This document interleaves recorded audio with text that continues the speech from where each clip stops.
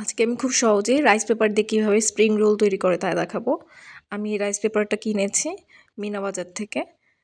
এখানে কিছু সবজি ভাজা আছে, যেখানে গাজর, পেঁয়াজ দিয়ে বরবটি এবং সাথে পেঁপে আমি ভেজেছি, আর সাথে ডিম ভাজা আছে কিছু, যেটা আমি স্লাইস করে কেটে নিয়েছি। আর এই যে রাইস পেপার, এটাকে প্রথমে আমরা কুসুম গরম পানিতে ভেজাবো। আমার একটু বড় বাটি নেওয়া লাগতো, আনফর্চুনেটলি আমার কাছে বড় বাটি ছিল না।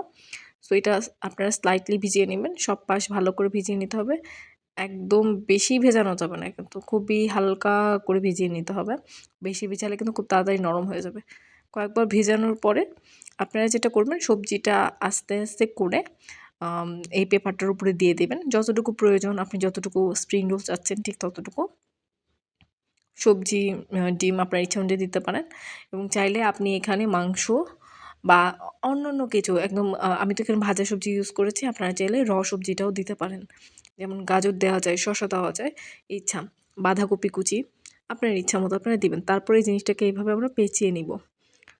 প্রথমে সোজা করে, তারপরে পাশ দিয়ে দুটো করে নিব, যেন হচ্ছে স্প্রিং রোলের মতো হয়। এটাকে কিন্তু আমরা ভাপ দিব না বা ভাজবো না, আপনারা চাইলে করতে পারেন। আমি করিনি, আমি এরকম রয় প্রেফার করি খেতে। সো এটা আমি আরেকবার আপনাদের করে দেখাবো যে কিভাবে করতে হয়। খুবই সহজ, একবার করে ফেললেই বুঝে যাবেন যে কত সহজে এটা করা যায়। তখন আর এটা কঠিন হবে না আপনাদের জন্য। আচ্ছা, অনেকে মনে করতে পারেন আমি এভাবে নিচ্ছি, এই জিনিসটা কি কাঁচা থাকে কিনা? না, এই রাইস পেপার মোটেও কাঁচা থাকে না। এটা অলরেডি প্রসেস করা রয়েছে। আপনি জাস্ট হালকা কুসুম গরম পানি দিবেন এটাকে অ্যাক্টিভেট করার জন্য। মাঝখানে সবজিটা, যেমন আমি কুক সবজি দিয়েছি।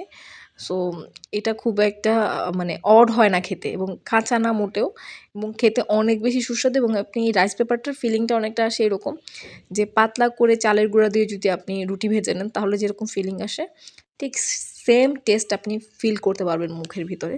এবং এটা অনেক বেশি সুস্বাদু, দেখতে অনেক সুন্দর হয়ে থাকে। ধন্যবাদ সবাইকে ভিডিওটি দেখার জন্য।